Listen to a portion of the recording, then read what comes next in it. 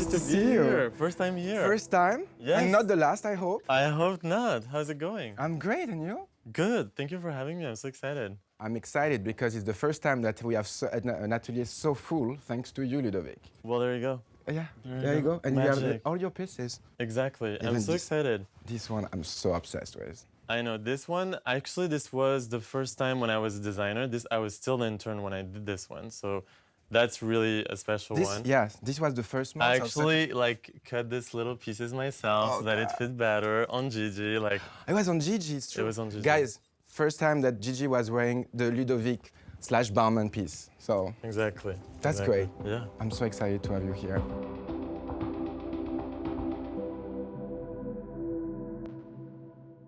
So Ludovic, I think everybody wants to know what inspires you in fashion. For my brand, what I really love doing is take inspiration from my own life. Basically, my first collection really was a coming of age story, a coming out story, and I really wanted it to be something that people can relate to. And one of the things that really influenced me was reading Just Kids from Patti Smith. Yeah. And she talks about how she was with Robert Mapplethorpe, who's a big influence in my work, and how they were together, and then how he became gay. And that's kind of what happened with me. Wow. And that's what was really the inspiration for that first collection that I did. How did you feel when it actually your collection was kind of revealing your coming out? Well, it was very special. I mean, it was kind of public, I guess, but kind of. Hey, that's me. Kind of, Ludovic. But it was quite liberating, and it was quite if I can do it, you can do it too. Yeah. And I think that spoke to a lot of people. I mean, that's what I'm saying about your honesty from the beginning, because more than the clothes, the message that you give, it's so powerful. And you're empowering people that might not believing in themselves, are scared to be who they want to be. Yeah. And I remember your first show, I was so proud as well, because it's not something easy, and what you challenging days after days, it's something that is pretty incredible, that not many designers have the courage to actually being so honest and help the new generations to accept who they are, to be proud of who they are without feeling judged, Yeah. Do you think fashion can be art?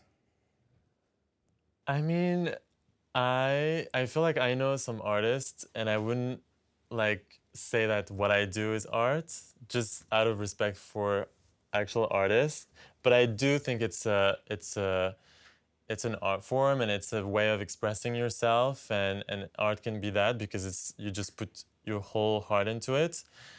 But I do think that we sell clothes at the end of the day, so I don't know if we can call really fashion Yeah, I think art. so. That's why I wanted to ask you, because I think your point of view, it's really artistic, but you make it as well really into a business. And I think this I think for me, what I'm the most impressed as well by your career is that how your vision is so artistic and sometimes not caring completely about the commercial aspect. But after, when I had the chance to see your collection, we can see that there is a really strong artistic base that you make into a real incredible business side, and this is something that not every designers can make it happen, and yeah, I think it's a great question. Can we be an artist and still thinking about business? And this is the question that we're all struggling with, I think. Exactly. Whereas I feel like maybe artists have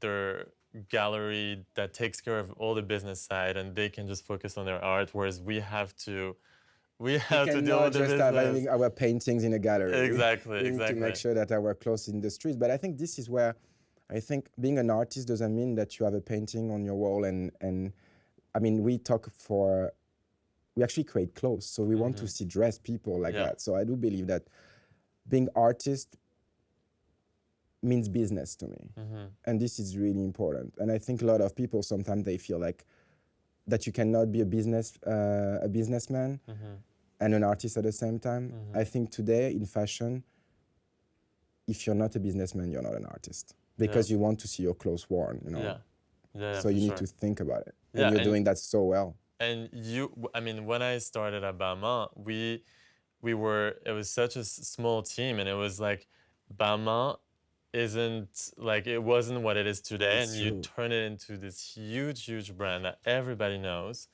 And you did that in what, 10 years? Like Yeah, around like 10, yeah, I think, or how do maybe you five, how do you feel 6. about that? Like how I think, celebrating 10 years, that's huge. it's huge, right? It's huge. My God, It's I'm crazy. celebrating a decade this year, Yeah. and I'm still 20. No, It's right? so How difficult. did you do it? I know, I started at 10. No, I mean, it's, I always feel like tomorrow, sometimes I'm waking up in the morning thinking there is no tomorrow. And I think this is what my passion comes from. Like, I'm always scared to not achieve something really fast. So I think what drives me in life is to make sure that if tomorrow is not happening, I want to do everything today. So that's why I think I got the job so early. That's why I think the house went so fast, like growing. I think maybe when you arrive at Balmain, we were like maybe 40, and now we are like more than 500, you know. So I think it's insane, but it's about having people like you. You know, I think it's important to mention that because I was so young when I got the job of creative director that you need people that trust you no matter your age, and you need to be surrounded by people that won't judge you. And I think thanks to you and people that I had, that I've been surrounded by, that I feel so proud to be who I am today. And it's kind of scary because it's on your shoulders that you have to take care of like an entire building, you know, but it's super exciting because again, I have met incredible souls like you, and whatever happened tomorrow, I'm just proud of what we have achieved. Yeah. Even together, let's say, Yeah, Balmain will not be what it is without having people I'm like just you. a tiny piece. Yeah, but you know, imagine tiny pieces all together makes an empire. For you sure. know. For sure. That's beautiful. How do you see fashion, the future of fashion? Do you think you brought something? I'm asking you that because I think a lot of people follows your brand and kind of like, I wouldn't say copy, but I mean, let's say that some windows from different street markets, high street, how you say, high street? Some windows from high street, you know, we can see that they copy you. I can see that some magazines are really inspired by your photo shoots. So more than your future, do you think you brought something different to fashion as well? Oh my God, I don't know. I feel like I want to stay humble, obviously, and like I've only been doing this for 4 years, but I feel like if I can inspire people, like that's all I want to do. So that's really exciting.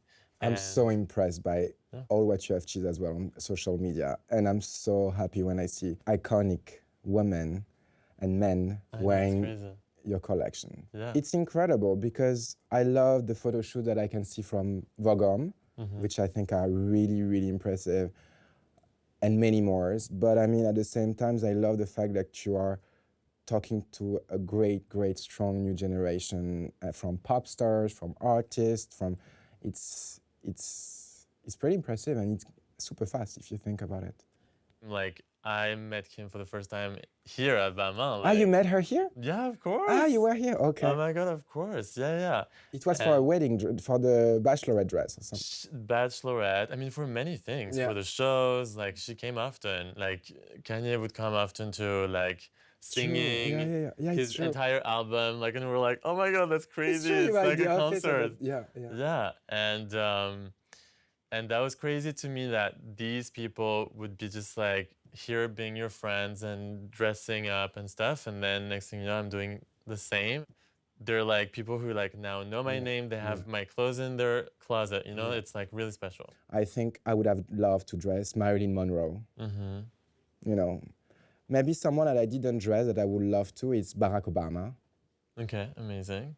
I didn't dress Barack Obama, so Barack Obama, if you hear me, don't hesitate. It's interesting because a lot of like, even though I started doing menswear, a lot of women come to the brand to be dressed in LDSS, and I feel like now we're in this moment where we have to like really attend to our female customer and like continue to create women's imagery, and I just love how we get to connect with these amazing girls, and it's just such a privilege to be able to dress these girls. It's really impressive what you mentioned as well, because this is something that it's really part of today. It's like I think people that goes to LGSS, whatever men and women, they buy beyond the label that there is, which is is it menswear or womenswear? I think they don't care, and I think this is a really strong strength that few people had the chance to say that they can do that. You're rocking it because this you're gonna change Thank the you. future, the Thank you so fashion much. future. Thank really. you. Do you have any advice for me for future steps that I would take with my career or anything like this? You know what, Ludovic? Whatever there is camera or no camera, I think I would just tell you to keep being who you are, because you are so true to yourself, and you inspire me so much. You inspire so many people, just because you are daring. It's so important, but at the same time, be free and keep fighting for who you want to be, Thank you. because you are a real inspiration for all the designers today. Thank you so much. That's really sweet.